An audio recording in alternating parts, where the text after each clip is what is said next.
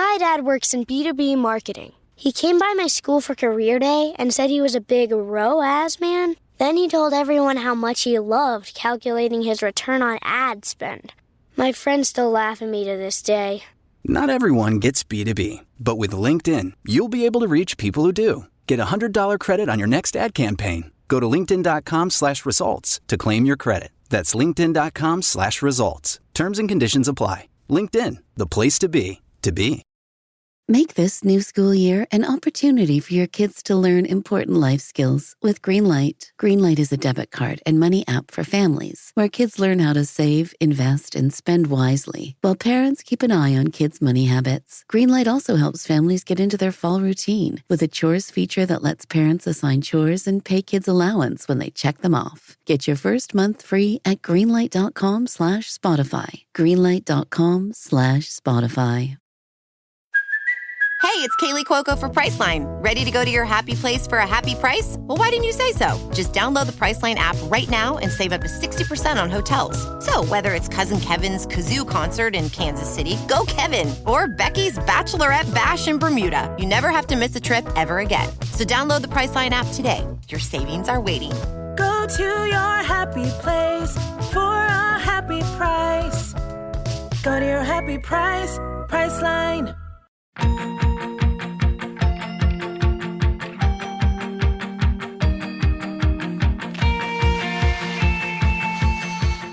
Okay, I know that we need to be like talking about other things, but for a hot second, could we just like take a moment for the man who was the pole vaulter whose literal penis got in the way? Oh, Yeah. amazing. Did you hear that like a nude camming site has offered him like something like Get it. $200,000 to just spend 1 hour on stream naked for them?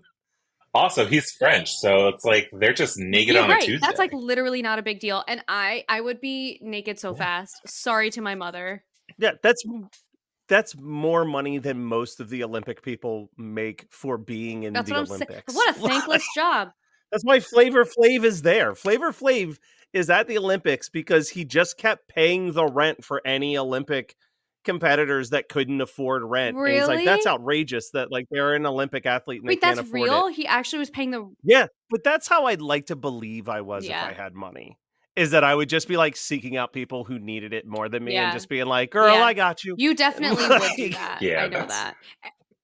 that's my goal of becoming a millionaire is one day to just be like, here, let's give out Yeah. all of yeah, this money to I would love to everybody. become a millionaire to quickly not I, be a millionaire. yeah. Like, I would want to be a like, millionaire. like hit the million and just be I like, want to let me, like take my I let's want to spend like it. take my friends and my family to like the bougiest dinner or throw like the biggest most fun party and just have like everyone come, and then after that we can do some more like when I think of the first thing that I would do aside from like practical things like paying like whatever my credit card bill and like having a place to live, I would throw like a big ass party, big ass dinner, and just like have everyone Yeah, that I love there, and maybe we'll give goodie bags, and in the goodie bags there'll just be 100 bills. Yeah. Speaking of getting rich, let's talk about how Eric's gonna get rich. Oh, your mouth to God's ears. Let's hope. Okay. Matt has a whole bunch of questions. And I have one first question, and that is, how dare you? I cried 4 times. 4 times. I also read it in Good. one sitting. So I don't know what you want to do about Oh. that. I loved it. Thanks. It just took me 2 years to write. No, I'm just joking. And I also like made silly notes along the way of things that just like made me giggle, like Rocky Horror calling the pandemic a pandemic. I thought that was so funny. Yeah, I didn't knock it out in one day like I usually hoped. I was in the middle of another book before my flight to LA, and that took up most of the flight. I got the first maybe like 10 chapters knocked out on the flight. And then what it came down to was the 3.5 hour train ride from LA to San Diego. I was just like, all right, here we go. Let's do this. And I think that's when Eric was getting my real Oh, I time love it. updates Yes. in text messages, just being like, my favorite one was the one where I just was like, am I correct in a reading from like 100 pages ago that Andrew doesn't have a finger anymore? Correct. Yes. I It's felt gone. like I also missed that until later he said something about like either a nub or like where his finger used to be. And I was like, one of my notes is literally poor Andrew, LOL, because I was like, This man has really... I mean, it is his own fault for being so 100%. clumsy. Like, he steps in a bear trap, like, before we even meet him. But the alligator situation, I feel like, okay, also, we should say in the beginning, spoilers. There's going to be spoilers. Oh, yeah, big time this spoilers. Is the We're just full-on spoiler talk. This is what you read, listen to yeah. after you have finished, and you need a place to feel your emotions, and you can listen along to us talk and just keep screaming, yes, exactly that. Fuck you, Erik. Well, Erik, let's start with a question. So we had a bunch of questions come into the Instagram account, YAOK Podcast. And this first one is from Instagram user BrexXF. And they asked a question that I'm sure everybody's wondering, which is, will you release another sequel for Only Light Left Burning? So everybody keeps asking, and I am not going to say no. I feel like you have kind of a final stamp on this one more than the previous book. I mean, I did that on purpose because I kind of didn't. So I will say the original idea of this sequel was completely different. I had originally mapped out 2 other books after All That's Left in the World, and the second one was about Andrew and Jamie, and the third one did a time jump similar to the epilogue in The Only Light Left Burning. But it was different characters, and Andrew and Jamie were still involved in the story, but it was more focused on these teen characters. I was going to say, could you see yourself, because I feel like your epilogue in the book really does kind of like tie everything up nicely enough that it's like, I don't want anything bad to happen to these two people anymore. Like, they have their happily ever after, but I do think that you left things open enough with what happens with Rocky Horror once they walk away, where it's like you could do a spin-off book about like what Rocky Horror's last 10 years after branching off has been like, because we don't really get a follow-up on that in the epilogue, really. That would, though, then be adult because he's an adult. So, like, well, so I'm curious still about the rules of YA, right? Because I texted you that I was reading Never Been Kissed, which was part of the 22 debut of YA books, but every character in that book is like freshly out of college. So I don't know if that... No, then maybe it's more new adult, but that would be adult then. Yeah. So YA you can have college students in YA, but it's usually the first or second year of college, because you're still a young adult in college. Like, that's it's roughly just the teen years before you turn 20, essentially. I feel like you are officially like an adult and dealing with adult issues 21, 22, because I still think you're being a 20-year-old. You don't know. You still can't drink legally. There's still a lot of stuff that like you kind of can get away with as being a kid. The other thing with YA is it's the themes of the book too. So it would have to be like, it has to be some kind of like coming of age theme. Okay. And well, then that I checks feel the box. like as an adult, you kind of have already come of age to the things that are considered young adult coming of age. You're still coming of age throughout your entire life, but it's just different things. YA deals a lot more with like romance and just interpersonal relationships, whereas adult is more about it can also be about figuring it yourself out, I guess. But adult is just more serious stuff about family and your future, and just kind of fix who you are as an adult. Because there's I pitched this idea to my agent that I thought felt very YA because it was about a teen. But as soon as I finished, he's like, that's an adult book. That is like, I think that you need to dig into that and write it as an adult, because I love the idea. And Matt, I'll tell you this idea when we're done recording, because I think you'll like it too. But I think with Rocky Horror, I would like to include him again in the future. If I do write a sequel, I think it just has to be something that can stand alone, where the characters that are in this book are like in the background or like supporting characters only. Like maybe Aldi can be the main character, and I also want it to be not be something that's like, oh, this is a sequel to this book, where it can just stand on its own and it's a completely different story. Well, and maybe like different themes.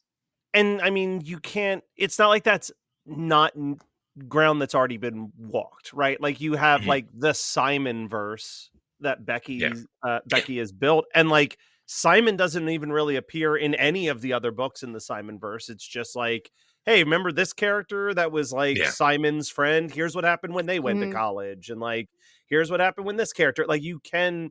It's not unheard of to do that in YA. I think you could do maybe like the background on Ramiro. Like the if you tell the story from Ramiro's perspective, and then Rocky Horror coming into it in like a little bit of time after that. That would be cute. Because I liked Ramiro. Yeah, like I liked his. He was so like warm and welcoming, and like thinking about. It's so funny because like we've talked about this before. When you're writing a story where the theme, like the end of the world, is so heavy, and like the tone of the book is still relatively light and funny, and like you're still being carried through the story without feeling the impact of like, oh my god, the entire world is over most of the time.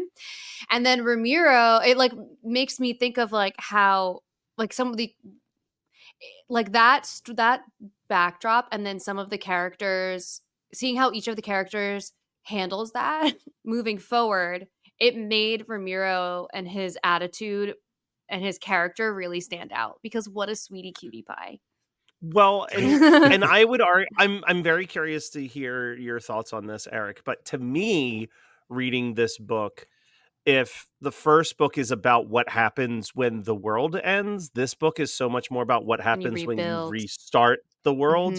Because most of the issues that Jamie and Andrew stumble upon end up being more issues in their own mind than anything else. They keep finding people who have figured out how to build their own civilization safely, but they're so scarred from their past experiences that it's about rebuilding trust in humanity again throughout this book. Exactly. And like there was one person who came up to me at a book festival, and she was not happy with the sequel. And I did speak with her, so I think she will be okay that I'm bringing this up. But I think what she said was it made her very angry that so much of the drama between Andrew and Jamie was miscommunication, which I want to say it's not a miscommunication trope. They are communicating. They're just fundamentally on different pages at this point. Yeah. Which is, it was a choice that I made because I realized that Jamie would have this PTSD. And she asked me, she said, well, I don't understand why Andrew got so mad at Jamie for trying to protect themselves when Andrew all of a sudden was like, no, we have to give these other people who are helping us antibiotics because they need them. And she was like, the entire first book was teaching us that we need to survive at any capacity. And it's like, you can't just be nice to everybody. And I just looked at her and I was like, is that the world that you want to survive in? Though? Yeah. Like, what is the purpose of living through all of this? And I think it's the Walking Dead kind of perspective that everybody has about the apocalypse now, where everything is always bad all the time. This book does not have zombies. So the only other enemies are animals and people. And when you don't have when there's no infrastructure, there's no supplies being made, and the food chain is collapsed, and you need to figure out how to do things, are you really going to pick a fight with every single person you meet? Because then to what end? Yeah. Like, what's the point? Yeah. You have, at some point, humanity has to get together and decide collectively, shit, we're screwed if we don't work together. And that does mean making difficult decisions where you might get screwed over. You may give antibiotics to this group of people and they may leave you with nothing. And then you're screwed and you have to figure out how to survive. But you've already figured out how to survive. You've been there in the first book. So now this is the one where it's like, okay, well, what world do we want to be surviving in? And I think when I was explaining it to her, she was just like, okay, I think I understand what you mean by that. And I was just like, that it's just different. It's not, I personally, I understand that some people may be like that. They're very much like, oh, well, I'm only going to take care of myself. That is not me. I am very much like, if there is some kind of world ending thing, I am going to take risks and try and trust people, because I've survived that. And I don't want to live in a world where I have to kill people all the time just to keep surviving, because then what's the point? Yeah, that's kind of why I don't want there to be a sequel. You know what I mean? Yeah, Because I then know, it, that's the like, other the existence of a sequel feels like, well, then What's they the were conflict? wrong. Yeah. Yeah. So that's the only thing I've thought about so far. If there is a sequel, it would just be driving that story further and just being like, this is like, it would basically, the start of the book would ask, if you survive the end of the world and you are living in this world with this type of mindset, what is your purpose of being here? Kind of thing. And that's why I wouldn't say no, but I don't think I'm ready to write that yet. And if I am, it's probably going to be a while out anyway. So. Yeah. But for Jamie and Andrew, I think let's let them just relax a little bit. Well, while we're on the topic of Jamie and Andrew, our next question comes from user Nico with 3 O's.hro. And they said, have Andrew and Jamie grown to become some type of parental figures for Albie? Which I do think is kind of in there in the text, but I think that because of how close they are in age, I feel like it's more uncles or cousins kind of thing. They're a family member, but I don't think it's like a parental thing. I know that like once, I'm terrible with names now. I have my own characters, I can't even remember their names. Raven and whatever the other guy's name was. They are basically Albie's parents at this point. And so Andrew and Jamie are like older brothers or uncles that he can kind of go to for advice. They are not like disciplining him. They're just like, okay, you just do whatever you want now, because we are not your parents. We need to live our lives. Because I also didn't want to, Andrew was kind of forced to grow up, and he talks about in the beginning where he hates having to be the parent to some of these people and doesn't realize until after Daphne dies that he wasn't the parent. He was one of the kids too. Yeah. And she was just kind of trying to make him feel welcome and be like, oh, well, here, you can watch the kids while I go to the bathroom kind of thing. Yeah. Well, and there's a really great moment in Friends, in the show Friends, where there's a very strange subplot where Phoebe carries her sister's babies. Yeah. Oh, yeah. And at the end, when she gives birth to these triplets, she wants to keep one of them because she's had such this emotional journey. But there's this it's probably one of the best written scenes in all of Friends, is Monica talking her down from that and being like, don't look at this like you lost 3 kids. Look at this as you've gained 3 nieces and nephews. Like, you're going to be the aunt. You're going to be the person that these kids come to when they're fighting with their mom. You're going to be the person that they come to about relationship advice and their feelings and their emotions, because kids don't open up to their parents about that stuff. They open up to their aunts and uncles about that stuff. So I think Jamie and Andrew fit so beautifully in that piece for Albie, because I can't see them disciplining Albie. Yeah. You know what I mean? Like, I can't see them like sending Albie to bed because he was being a jerk, but I could see Albie getting frustrated and running to their house for comfort and safety. I think the balance of like creating these new relationships with people, like these are all like, they're all perfect strangers before they've met. Like, it's not like the context is literally that they have found each other because of their circumstance, but they don't know any of these people. And so then it's like that chosen family dynamic, and watching Jamie and Andrew navigate that differently. And I mean, ultimately they end up kind of at the same conclusion, but watching that journey for the both of them was so interesting, because I felt like I grew up with a lot of family and we all kind of live in the same area. And so like when I lived in LA a couple of years ago, that was like a big move. It was a big move for like my whole family. And there were moments where I was like, not that I would ever not want to have my family, but I am sort of jealous of people who have small families where they can sort of like go wherever and it's fine. And like, you're not grounded too much in one space. And so watching Jamie and Andrew navigate that, to be like, well, I don't want to get so close to these people that I'm only grounded in this one space. And then ultimately landing in, no, this is my chosen family, and like, I will be where they are type of thing.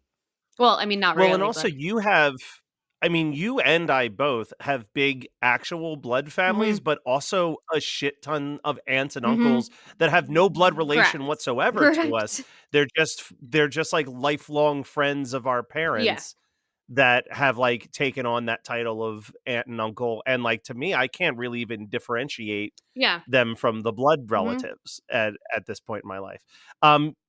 Erik, you mentioned Daphne, so I'm going to use this as a prime example to jump into the next one. This is not necessarily a question, but it's from Maggie Heff, who said, I'd like to ask Erik why he killed off Daphne and left her to rest in the love tunnel. I've never bawled so hard at 3 pages of a book in my entire life. And then they sent a angry emoji and 2 crying emojis, followed by P.S. I love you in your books, Erik. Heart. Okay, can I read you what my note was? And I apologize in advance for the expletives, but this was as I was reading it. I don't know how I saw my notes screen through my tears. I said, 3rd time I cried with 4 exclamation points. Daphne in all caps, another a question mark. Are you fucking kidding me? Fuck you. That was here's I have to get. That was I need you to know oh my God. how broken I am as a person, because when Jamie was walking through the tunnel of love and thought, oh my God, this is perfect, I'm like, oh, this is where they're gonna fuck now. Because so much of Jamie's journey was finding the perfect circumstance in place, and I was like, away from the children. I wish. And then all of a sudden there was a corpse, and I was like, oh, okay, and all no, of a sudden there was a corpse. That was so sad. It was so sad. So it was beautiful. I felt like I got closure, but it was also, oh my God, what's wrong with you? That was the only one I was like really mad at. I actually think I got more emotional while we're talking about Daphne with them finding all of her books and reading the books and leaving the books as like a bread trail. Like that I thought read was you the beautiful. Word document of all of Daphne De Silva's books that I came up with? Shut up. Oh, yes, please. Hold on. Well, first of all, I have, while I'm looking for that, I also have this. It's wow. The UK. The UK sent this to me. The publishers, they printed a copy of the book. It is an early cover, so it's like, or an early version, so it's like very different from the printed version. But they sent it out to TikTok people, and all of them wrote in it and left me like messages, and then they sent it to me. There's like at Nacked Bookshelves on TikTok, and that's really cool that they did that. But, here we go. At Library Looter on TikTok, and another person that I can't read your handwriting. I'm sorry. I'll try and find it. It's like, I think Louise Lost in Books. I think that's what it is.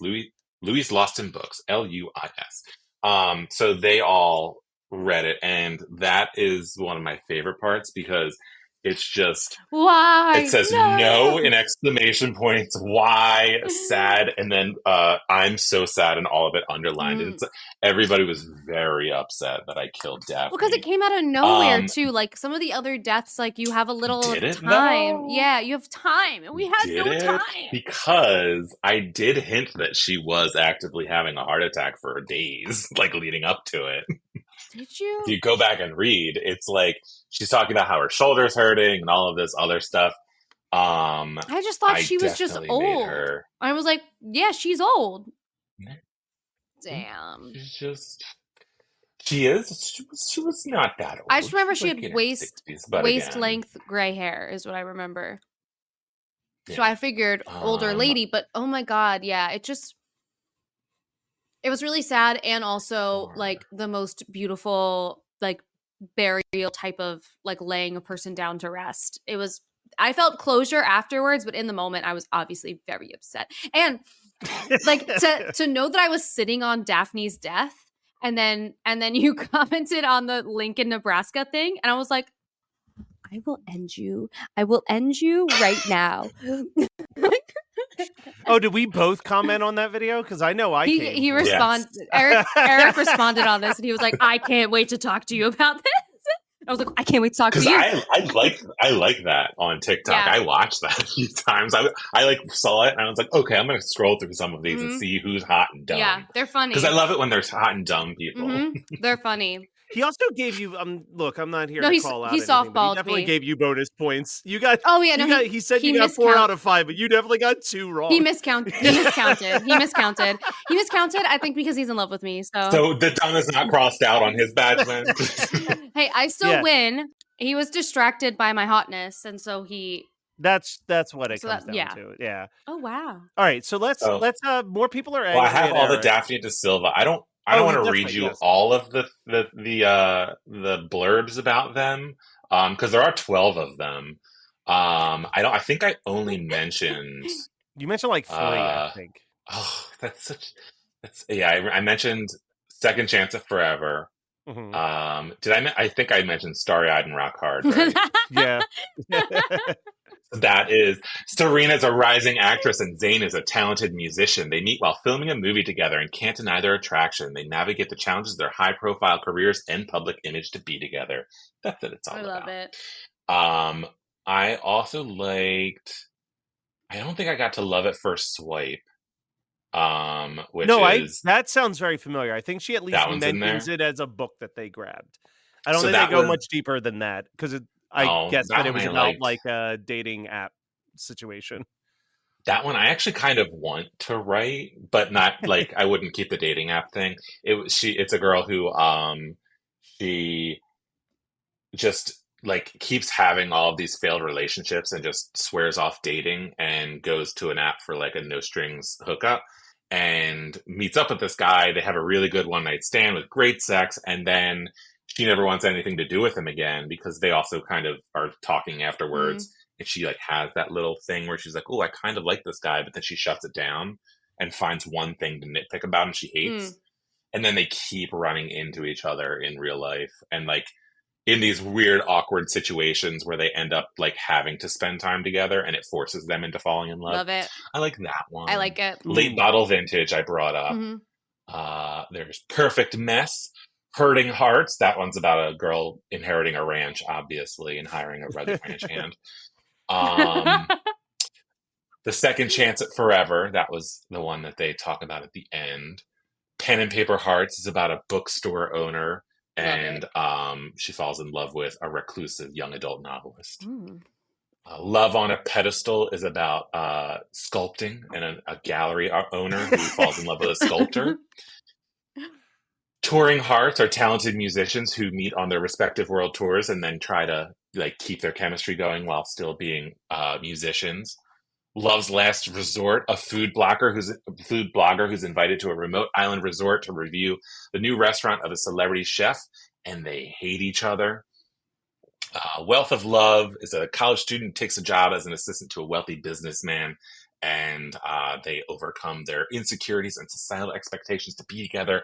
Love on the Lake. Sophia and Jack are both struggling artists living in a small lakeside town. They meet and fall in love while working on a mural together. I have 12 of those. So I love there's a lot of Daphne de Silva books out there.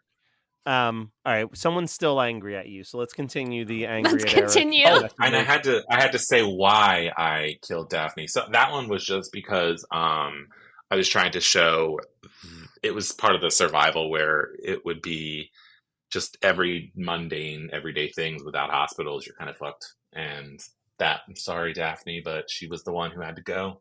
All right.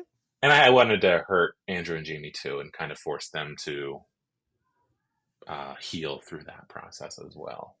Also, the cast was getting very big, and I had to kind of cut it down a little bit. This several reasons.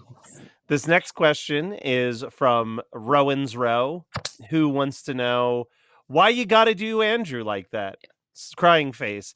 Leave the poor man and his limbs alone. Oh, crying face, crying face. That's what I'm saying. I feel really bad for Andrew. He has stubs by the end of this. His leg is fucked up. His arm is fucked up. Who needs a left thumb? Was honestly? That all it was? Like, was it just his thumb?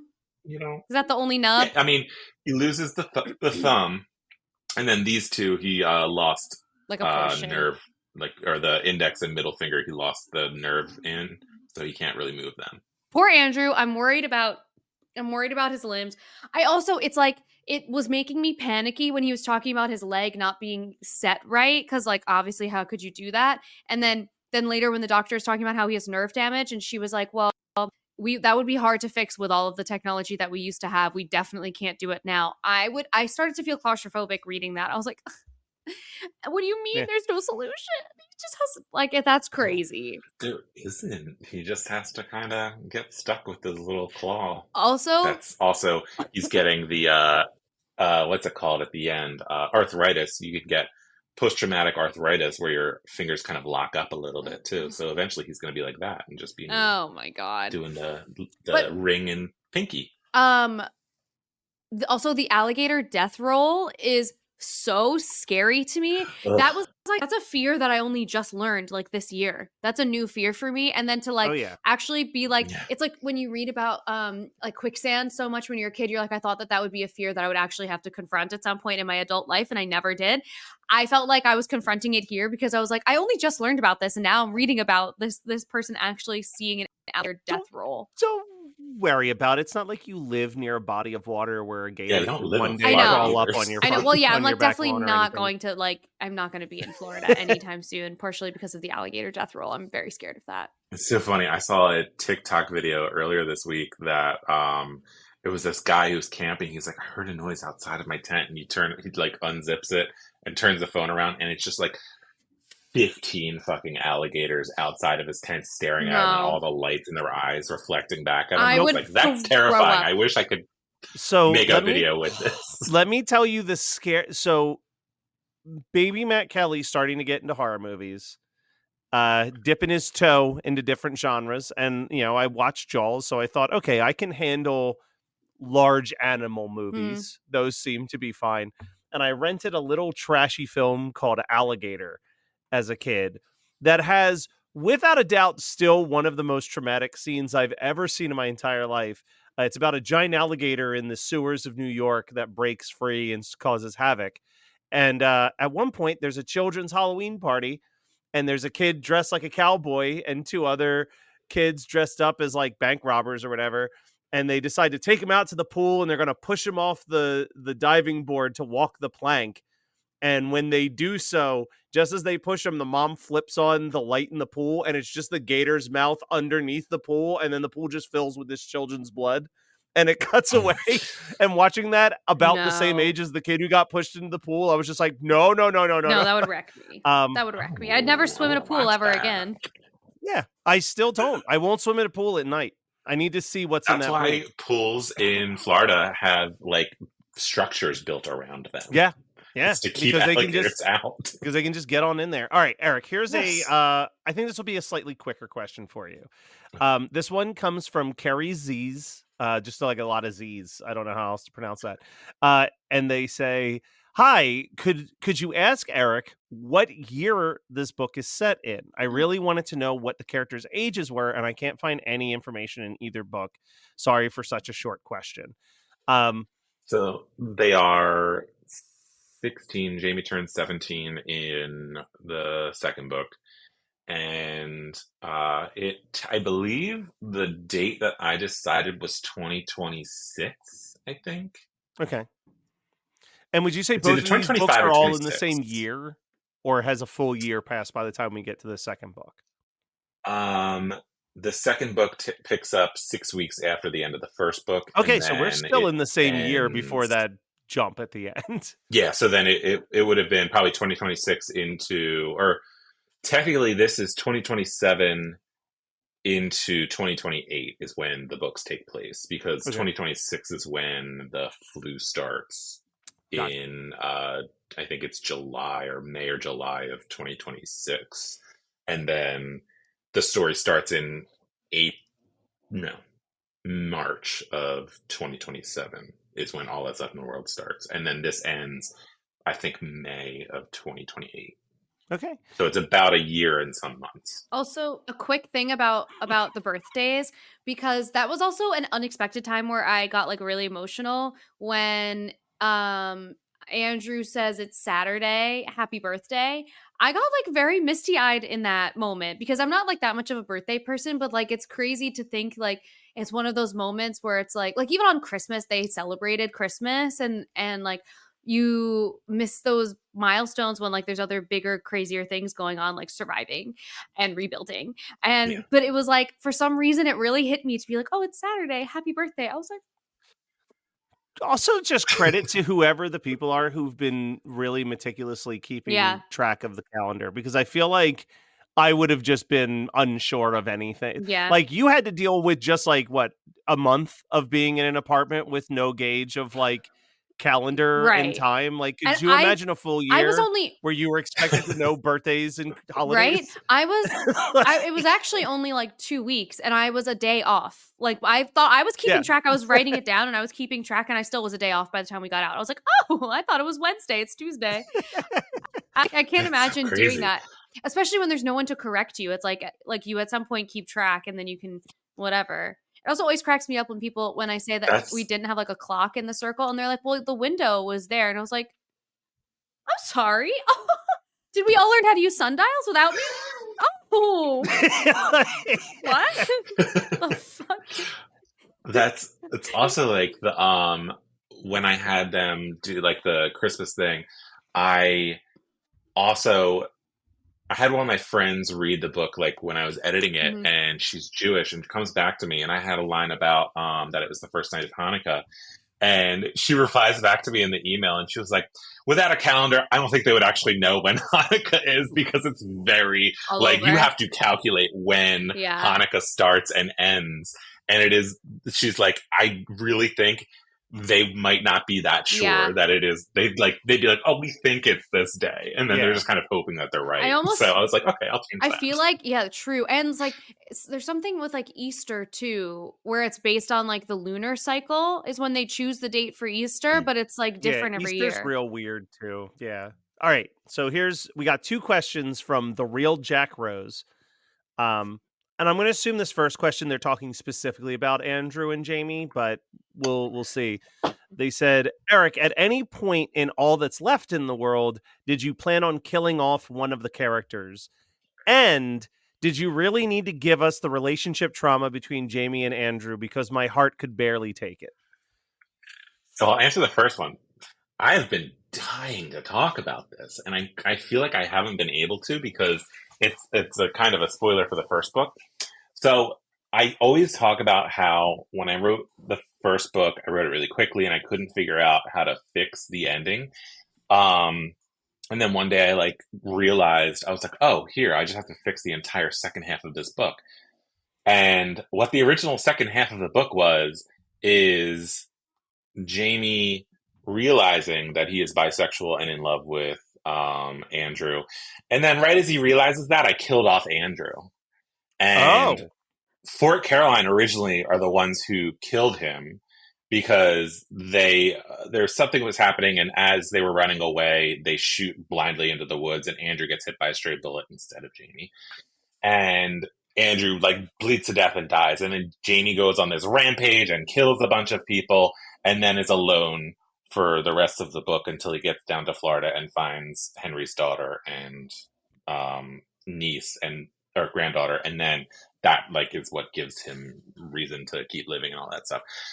So that's what was wrong with the fucking book, and what I didn't realize is it was part of the bury your gays trope, and that was not something I was even aware of when I was writing it. And I think at one point there was 3 or 4 shows on TV that killed off their queer characters within a week of each other, for the finales. And so effectively 60% of the queer characters on TV were just killed off in 1 week. And that's when somebody wrote an article about the bury your gays trope, and how we've kind of been conditioned to think that the only happy ending is one queer character who is surviving because of the death of their partner. They are thriving still despite this. And I was like, oh, well, fuck that. I don't want to do that. And so I completely rewrote the end, and I made it seem like Jamie might have died, but I was never going to kill either of them in either of these books, because I didn't want the bury your gays trope. I think there are some books and movies where I think that a character can and should die for whatever reason it may be for the plot. But with this specifically, I was like, they will never die. So I will torture them. I will mutilate them. I will make them wish that they were dead, but they will never die. Thank God. Unless they're happy old age. It's going to be like the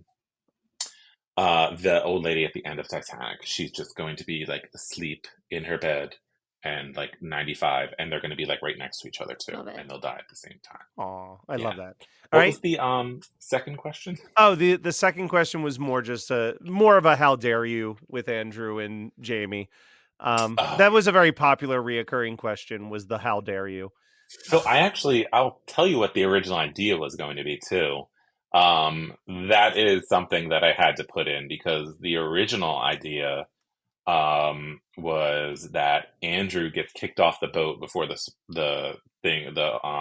book starts, and Jamie and Kara go on the boat alone with the other boat people and leave Andrew. Andrew gets stuck in the hurricane and is like, the settlement is destroyed, and they then have to go up north to find Jamie eventually.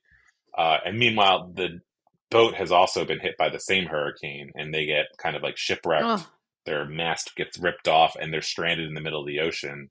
And it's about them trying to find land and get back, and then find each other. And then there's a whole bunch of other stuff that I won't get into, but because maybe I'll use that in the sequel if there ever is one. But yeah, I think this works the entire better, book. The entire book, I kept them apart from basically chapter 4 until the epilogue, which is the epilogue was originally going to be the last chapter of the book where Jamie breaks into the cabin and Andrew is there instead. Because I always wanted to do that role reversal thing. Yeah. But what the reader would be reading is the two of them would be traveling the United States and like kind of slowly coming to each other's location. And then right as one got there, the other one had just left. And so like it was just torturing people. I would have smashed my head into a wall. Look, if you did they're going to get close. Oh, no, we're not. I would have been in shambles. Thank you for not doing that. And that was my publisher, my US publisher was like, the reason people want to read this book is because they like Andrew and Jamie together. You have to keep them together. You can't separate them the entire book. And I was like, fine, what about the end? At the end, like, all right, at the end, it was even that was like a brief period of time, like in terms of pages, but it was very stressful. Even that, I was like, no, we just figured it out, guys. We just figured out everyone's finally fine. Like, can they just? And one of my notes is when is a quote when Andrew says like he gets here when he gets here, and I was like, babe, it's been 4 months. How are you not losing your shit? But I guess like 4 months in apocalypse time is different, or post-apocalypse time is different than 4 months in like. It reminds me of like when people would go off to war. And you just be like, well, they'll probably come home, and it's been like 5 years. I feel like it's like especially for them, like trying to survive and everything. I feel like the days probably go really quickly, and because you have so much you have to do in order to survive, and I think the days go by really quickly for them, and then all of a sudden he's like, oh shit, it's been 4 months. So he'll get here when he gets here. And he was also fixing up an entire I survived house. this long kind of thing. Yeah, and he was fixing up an entire house, which I like. That was very sweet. I'm so happy that the house was like different but fixed, and that as far as spoilers it was go, too easy in the beginning though. Yeah. So. I like the reason I gave them all that shit in the first book was because I didn't want them to figure out how to do all of that. I didn't want to get bogged down in the beginning with plot. So I'm just like, I'm going to make this super convenient, and it'll be like a post-apocalyptic cabin house that I would build if I had the money for it. And then it worked out. But then I knew I didn't want everything the same when they got back there. So I threw a trio. Yeah, they had to grow. Nice. They had to learn. Yeah, I'm gonna double up on questions because they both are basically asking the same question. So one of them is coming from Robin Parker 22. They said, "Hello, my question is what happens to Rocky? Also, how dare you put Andrew through more pain? The poor guy needs a break." But then the other similar question came from 1-800-BASIL, who said, "Absolutely adored Only Light Left Burning, much like the first book. I read it in one night. I'm so curious whether things worked out for Rocky Horror post-ending." Everything works out for Rocky Horror going forward. He is. They continue traveling around and finding gas where they can. And then they end up settling in, I decided somewhere and I forget where it was. I like had something in my head where I was like, okay, so this is where they're going to settle down. And I feel like it was on the West Coast of the United States. Like they were originally going to go down to South America, but then decided not to for some reason. And I think they may have like found other people on the West Coast. It's Pacific Northwest. Ooh, we love the Pacific Northwest. I want only the best for Rocky Horror. He was another character that I was like, I'm never going to kill you, and I never. Almost every question that we have left is related to Rocky Horror. I just really? want you to know that. Great, yeah, I love Rocky Horror. He's so good. He's such a good character. He's so fun. He was the first new character that I made. And then I'll add this one into what you're talking about with Rocky Horror because I feel like we're getting dangerously close to this already. The username x.adele_shadow.x wrote, it's actually the real Adele. Yeah. Can we get a spin-off book with Ramiro and Hector, please, potentially with Rocky Horror there as well? I just loved all these characters. That's the spin-off! I would love to, but I don't know. I'm not sure if, again, like, there are some characters I genuinely love so much that I feel bad doing things to. And, like, for some reason, Andrew, I would torture Andrew till the end of time, honestly. But Andrew, I think because I'm like very much, I'm kind of like Andrew, so I'm like, you know what? Because Andrew is you. Andrew is you, and so you're shouldering all the pain that needs to happen in this book because I really feel like Andrew is an alternate universe version of you. Exactly. I mean, the jokes alone. But I don't want to do that to other people. And like with Daphne, I was like, I got to do something a little fast for her because I don't want her to suffer. Mm-hmm. Even her, I felt bad about. I think I cried when I killed her off. There was the original draft of this book. I killed off a few other major characters, some of that aren't even in the book anymore. And like as soon as I finished it, I like stopped writing and I kind of like sobbed. They're alive now, but I was like really, I was really upset by it. So when my editor came back and was like, "Hey, you have to change this. This just doesn't. The book's not working like this." It was another thing where I had to rewrite the entire second half. And I'm kind of glad that she did because it was originally I was trying to go with a different theme for the book. And it is not.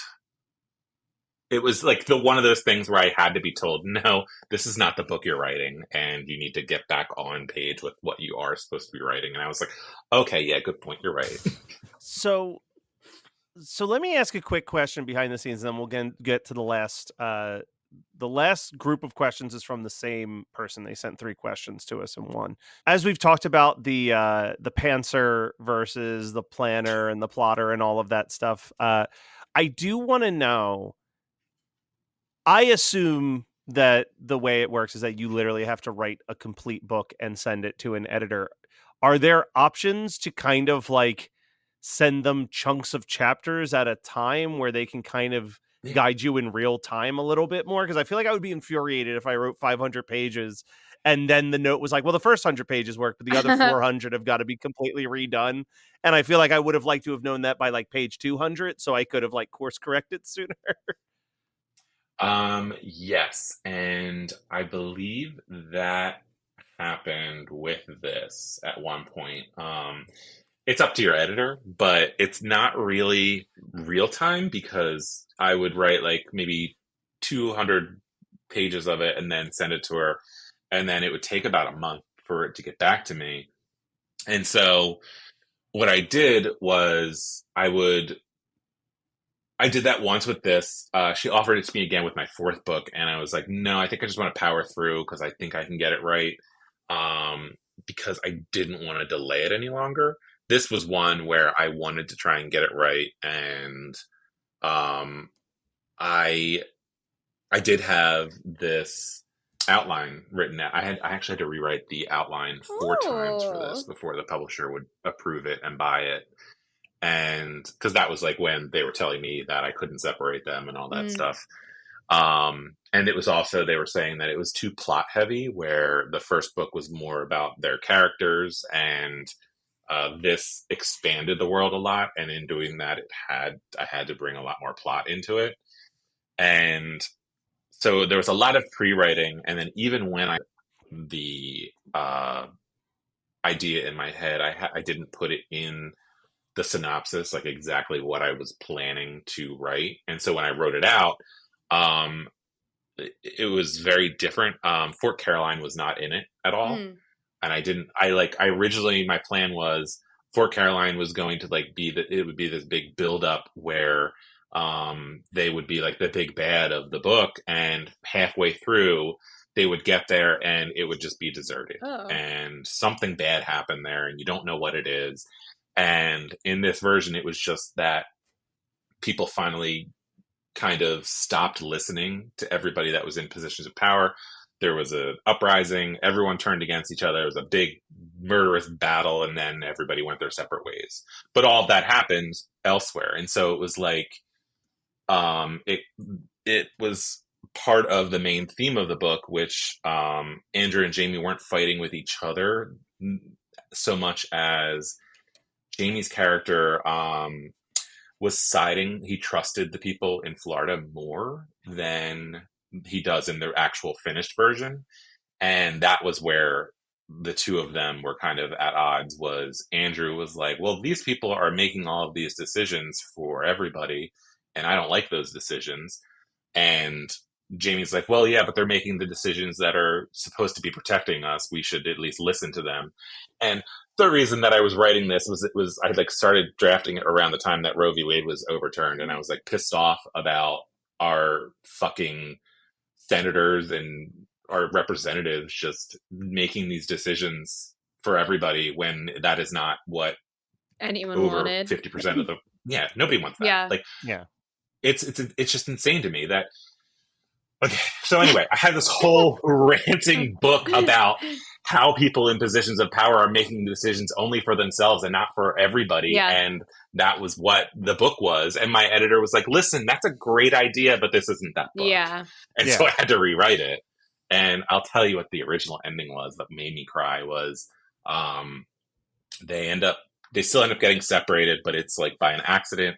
And Jamie is traveling. They're going to this place in Virginia that's supposed to be where the government has all of these things to set up in case of an apocalyptic emergency. It's in Virginia. I think it's called like Mount Weather. You can look it up and find it. So while they're traveling there, it's winter, and they have like at one point, I'm not sure if you remember, they go to the Dick's Sporting Goods and get a bunch of like tatters of clothes and sew it all together. Jamie makes 2 jackets, one for Andrew and one for So the kid? No, it was for Henry's daughter, who now Amy. So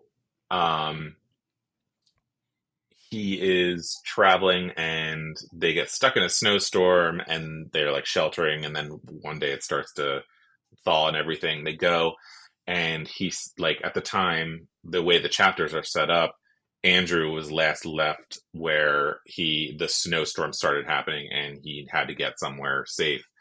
And then you pick up with Jamie's chapter, and they're walking past an abandoned car dealership, and he sees the jacket that's like poked through a glass door to like keep it where it's broken. And he goes in and finds like most of the people from the group that's separated, and they're all frozen to death. And Amy and Henry too, the baby, are both frozen to death. And that was the part where I like started crying. And because that was the one thing that Jamie realized, because once he gets to Mount Weather, he finds out that the people that were like in positions of power and deciding things didn't want to wait for the people that were slowing them down. So it was mainly just children, old people, and people with newborns. And they were all trapped in this storm and froze to death because of them. And that's when Jamie's like, fuck all of you. Mhm. I don't want to be part of this because you all just make all of the wrong decisions. You've done it every single step of the way, and I've been supporting you, and you're wrong. Yeah. And so he and Kara leave, like, pissed off. And that was like how it ended, and not ended, but like eventually they come back together and meet the way they did sort of in the book. But that was the original idea, and my editor that's a was bit right. too dark. Yeah, it was. And I'm glad that I wrote the version that I wrote because everybody else gets happily ever after. Yeah. But it was right. That's, I think, one of the things about writing is I had to rewrite this book, I think, 2 times. So I'm glad I did that. It's hard. All right. That's crazy. Our last collection of comments and questions come from Catbot239. They said, first of all, thank you so much for writing an endlessly lovable trans mass character in Rocky Horror. When I read he was trans, I yelled out, "Yay, trans!" out loud and surprised my partner from the other room. I love this book just as much as I love the first, and I will be rereading this duology for years and years to come. So I'm going to just read one question and then answer another question, and then I think the third question is going to have a lot more discussion amongst us, so we'll linger on that one a little bit more. Question number 1, how did Rocky Horror get a hold of testosterone? Jesus. Testosterone. There we go. Thank you. During the end of the world as we know it. So he doesn't. And that was something I was looking up because there are some foods that like have testosterone in it, but it's not enough to maintain the amount of testosterone a trans man would need. So I decided he just doesn't. I don't think that people who are on T, I don't think that makes you a man. I think that anybody who is a trans man and says they're a trans man, you don't need to be on T to do that. So with Rocky Horror, I just decided I would never even bring up the fact that he might be looking for it. And he just kind of lives his life, and that's it. And that was how I feel like in my mind, I was like, that's probably how most trans men who survive the apocalypse are probably going to be living. So yeah, I'm just going to let Rocky Horror do it too. Question number 2, does Jamie continue to use his medical skills after settling into life in the cabin and settlement? No, he only does, he gets really big into knitting and he likes sewing and farming. He is very much like doing perfect little housewife stuff. It's just, and he has actually he still doesn't like shooting deer, but he will trap rabbits. So okay, and this is possibly my favorite question that anybody's asked, so I'm so glad that we end with it. How did Jamie react to the cabin renovations? Does he like or dislike anything? Does he miss being able to play his mother's vinyls? So he can still play the vinyls. They just need to figure out how to take everything over to Bittersharp and plug things in there, because they have they can get electricity going somewhere. And it grows on him. I think as soon as he walks in, it was very different than what he wanted, but I think it eventually does grow on him a lot. He likes the neon turtle that's now outside with Holly the Gnome. If that counts. There was something about the way that he did the house where it's like less bedrooms and more open concept or something. Less bedroom, right? But yeah. I was worried about the. I think it has less bathroom because they don't have a bathroom anymore. Okay. He has an outhouse. I was yeah. I was also so worried about about mold. I was like, what are they worried about? Mold? Yeah, I know. Are they worried about? There's a lot of stuff damp in there. Are we a little worried? I mean, that might be a point where we're like, they're fine. That was like one of the things where I was like, you know what? They're going to like rip out everything and then just kind of spray it with bleach and then hope for the best. Yeah. And I feel like there's worse things to worry about than black mold in the apocalypse. Yeah, so I did think about that too. That's true. I just wonder if they got to keep any of the trash pandas. Oh. That were just living there. I'm going to mention something that I noticed with all the questions that people wrote is, there was questions about how dare you do this to Andrew. There was questions about the killing of Daphne. No one mentioned that you killed like 15 children and a bunch of teenagers like early in the book. So when they didn't die in the first draft. I think it's because I let Henry 2 survive. I was like, gotta get rid of all those other kids. Yeah. Just Frank like drowned all these children. Like, I know. horrific. That was horrific. I just got an email from a reader about No Filter Frank, and they're like, how could you kill off somebody it gives somebody so much personality and then kill them off so quick? Yeah, that was so sad. I was like, because I wanted to hurt you. I wanted everybody to realize what the stakes were. And it's No Filter Frank not surviving. Oh, God. And nobody wants to talk about Henry, though. I mean... I did kill Henry, You did too. kill Henry. That was, yeah, but Henry was so much less a part of like the emotional journey in this book. Like, I felt like, and she also got to see her daughter and her grandbaby. Like, she got to like live out her last days the way that you would want her to. Not so much the story for the children. And I think she was also kind of like at peace. Exactly. She knew it was going to happen. She's like, I'm good. Yeah, not so much I'm for the right children who drown in a hurricane. Mm-hmm. That was a little... The orphans who drowned in a hurricane. Jesus Christ. Like, I was like, I think I texted you as I read it and was like, you monster. Most had crush injuries. Okay. So. Wait, let me... Maybe that's faster. A faster death. Let me see if I can find my in real time messages to Erik from back then. I do feel bad, but that's one of the things. I feel like that's a taboo. Like killing kids in something, I feel like it's always a taboo. And I think it's because that's like one of the scariest things that can happen is a kid dying. Because like it's just sad. And anytime there's like a horror movie that does that, I'm like, ooh, this horror movie can do it. Yeah, that like fucks me up. Kids and animals. Yeah. I messaged you and I said, damn, man, you're killing kids 50 pages in. To which you said, LOL. Yep. So many people said that to me. I had no clue I would get such a reaction. LOL. And then I wrote back to you, you son of a bitch. You've got me crying on a train while reading about Jamie taking care of Bobo for this kid. You fucking asshole. To which you sent a bunch of devil emojis and said, making people cry in public is my entire point. That is so psycho. True.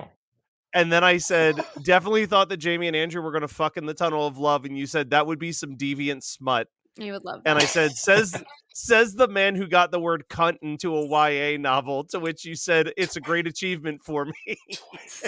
Twice. I am genuinely proud that I the only reason I put that in is because if people are going to ban my books, I'm going to give them a reason. Cunt in there. Give them a reason. I am absolutely going to. And I hope that some illiterate housewife in Alabama tries to ban this book and has to write the word cuntiness. Yeah. But like put a little asterisk for the U or something just to make sure. I want that on a document at some school board hearing. And I want her to have to read it. I love it. And then I won't read my last text message out loud, but it had something to do with my disapproval of the drawings of Jamie and Andrew on the cover. That I felt like they need more scruff. I said that they need... Yes. I said these characters need beards or something. It's been months in the... I think I mentioned that at one point. I mentioned that Jamie has grown a beard, a little like scruffy beard. Is this Andrew and this is Jamie? Or is it the opposite? Yeah. Okay. That's so crazy. No, you're right. That's so crazy to like guess that because I don't really know what tells me that, but that just seems right to me. It's funny because like the the only note I gave them for the first cover, I was just like, oh, this looks great. Jamie just needs to be like a little bit beefier. Yeah. And I get the draft back and they like added like a one little line to his jaw to make him beefier. And I was like, okay. All right. Okay, I guess. I tried. That's fine. Right. I just like that your calling card, at least in the American book covers, is that you've got those the lesbian pinky. Every book cover. What did you call it? Lesbian I love period it so much. drama pinky. Lesbian period drama level angst. Yeah. I know. I don't know how I'm going to keep that going for the fourth one. Well, you got to figure it out, Erik, because I've come to expect it. Well, I don't have to figure it out. If I get that book and I don't see those pinkies touching, not reading it. Maybe it'll just be a cut off pinky, just bloody stump of a pinky just on the page. Go. You're just touching another pinky. Somebody's pinky. You're sick. All right. I think that unless Alyssa has any other things that she feels like we haven't touched on, I think this was our first ever YAOK book review. Let me look at my notes because I did take some that we didn't. First of all, my first note is on page 8, and you talk about embrace my destiny as being a plant gay. It's like when I'm reading your books, it always makes me laugh because it feels like we're hanging out, because that's just something you would just say. And so that's why Andrew is you. I feel like 90% of what is said in my books like has been said by me at some point in life. Like I think I do get it from me, and I'm just like, oh yeah, this character would totally say You've monetized your personality as characters. What am I going to do when my entire life story is in books? Like if I'm like 40 books deep and then I don't have anything else to talk about. You'll always have new little bits, you know? I need new hobbies. Exactly. Okay. Also, Hickey and the Alligators is a great boardwalk band name. Like you go to the Jersey Shore on the boardwalk and the Hickey and the Alligators is playing. That's hilarious. I like that. I thought that was a good thing. Like an outside at a tiki bar. Yeah, exactly. It would be like an outside tiki bar. A blonde guy with inappropriate dreads playing the saxophone. I love it. That's my new favorite instrument. And it just sounds like somebody screaming. Get this girl back on Hot or Dumb. Oh, please, no. What is this instrument? I made it out of that one alive. I'm not doing it again. Also, there was one part where you were talking, like, it was like, I survived the apocalypse and now I have to worry about, and then they like list a laundry list of things. And if that isn't your merch, that would be so good. I survived. I should put that on a sweater. I survived the apocalypse and now I have to worry about blah, blah, blah. Like one of them has to be the alligator death roll. There's so many other things. Bear traps, rogue Erik bear J. traps. Brown killing off my favorite characters. That should be the end of it. Yeah, Erik J. Brown killing off my favorite characters. Ooh. Even if it's that as a bookmark. Just a bookmark that has the book and it just says, I survived the following things in the apocalypse. That just run down the entire length of it. Excuse me. I didn't know we were turning into a marketing meeting. Yeah, really. No. Also, another note. Oh, I liked the part where you're talking about being gay always having been dangerous. I thought that was a nice way to like bring in a very like real moment, a very real grounding moment that's still very relevant now. So I really liked that conversation a lot. I mean, that's from when you first ever pitched what the first book was way back on Geekscape. That was kind of the implication that you made, which was like you were watching Walking Dead and realizing like it would be so much like gays would thrive in that circumstance because they've already had to survive without being noticed for so long that it's like built into their DNA to survive better than the straights would. Yeah. And they're like getting into like difficult situations, and that's just like to make out with some dude. Like, right. Yeah. You're doing it to like survive now. Oh, easy. Pro move. Right. Done. Right. Also, I cried when they were leaving Henry. I said cried leaving Henry, but I don't remember if I meant Henry. I guess like I meant like Henry, not Henry too. The first time or the second? Yeah, like I don't know. I don't really remember what I was talking about. And then my final note is that goats would also draw me just about anywhere. If there were goats somewhere, you could bring me just about anywhere. They absolutely should have led with the goats. I put that down because I was like, you know what? That would have gotten me. Like, as soon as somebody's like, hey, we got goats, I'd be like, oh my God, can I come see them? Like, have you ever driven through like a very bumblefuck area of this country and there's just signs that just say like goats this way, but it's clearly on like a washed piece of wood and it's written in like red paint. It'll be like pigs, chickens this way. That's to trap people like me who will be like, oh, please, and make everyone pull over and then we all die. Even better, there is a goat farm in a couple blocks from my house in Philadelphia, in Germantown. And they have, like, you can rent the goats to come to your yard, and they cordon off this entire part of your yard, and they will eat all of the poison ivy in your yard. My neighbors had it. So, like, every day I would get to go out and go watch all of the goats walking around on their hill just eating poison ivy. It's fantastic. Poison ivy is magical. Yeah, and you can also around Halloween, like after Halloween and like in November and stuff, you can bring your pumpkins and stuff to the farm, and you can feed them to the goats. And they also have you can bring your Christmas tree there because they also eat the needles and stuff off the trees. Whoa.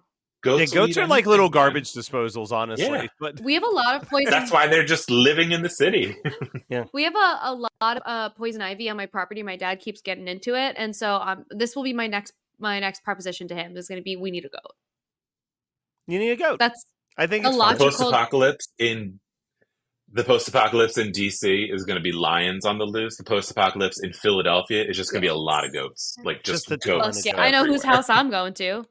Especially because also, like, one thing that I always think about when I'm reading this and All That's Left in the World, like, I think about how crazy it is to like consider the logistics of surviving these things. Like how do you like think about? Oh, okay, you were prepared for this question. This book. Yeah. I still have this on me. I'm holding up a copy of Bushcraft 101, a field guide to the art of wilderness survival. Yeah. This was what I used anytime I got to a point when I was like, okay, well, how would they survive this? I had to go in here and figure it out. That's way easier than So now I have this, and I have another one that's all first aid. So you come see me if the world ends. Oh, I'm coming to your house, and we're getting goats. There's recipes in this. It's great. So, all right. Well, let's real quickly go around and talk about what we've been reading, and then we'll wrap it up. Okay. Who wants to start? I'll go first. I'm reading The Virgin Suicides. I've never read it before. Oh, it's delightful. It is. I only saw the movie as a kid, and I think it's just interesting to revisit the book as an adult after only seeing the movie as a teen. Because in like the movie, I was just like, why doesn't this ever make sense? And that's kind of the point, how it's not supposed to make sense. But I still kind of see it making more sense as an adult, because I'm like, oh, okay, yeah, there is no answer, and that's just the way this is supposed to be, and it makes sense in that point. But I also love how so much of it, I'm like reading it in my head and still hearing Giovanni Ribisi. He's the narrator in the movie, right? Yeah. Like I still hear only him in my head as I'm reading it. And so much of it was actually taken from the book almost verbatim. It's a pretty faithful adaptation all in all. Yeah.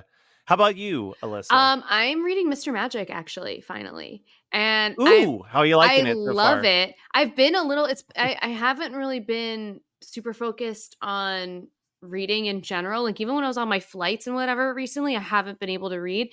Aside from only Light Left Burning, which I read literally one day.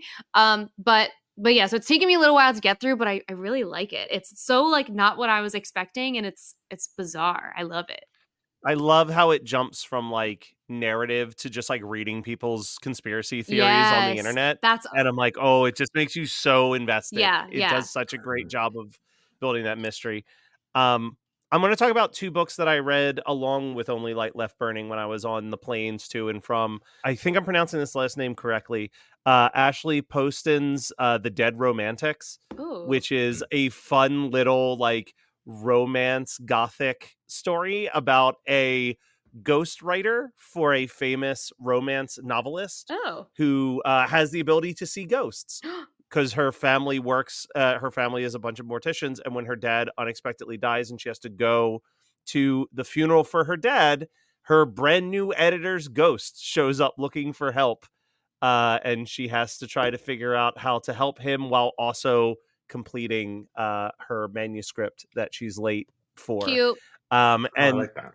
And then I finally read Hot Dog Girl from past guest Jennifer Dugan, and that was an absolute delight. Like that was mostly read at Comic-Con when I would set up the table early in the morning, and it would be like an hour or so until like the floor officially opened. I would just sit on the floor and read until they like made the announcement of like the doors are now open at San Diego Comic-Con, and then I'd like put my bookmark in there and put it down until the convention was over, and then I'd read it in the hotel room until I went to bed. So I really liked that one. What?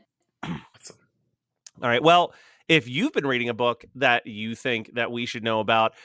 You did a great job sending us questions for Erik. How about you tell us about what you're reading and why we should also check it out at YAOK Podcast on Instagram. And we'll be back in a couple weeks with another episode of YAOK.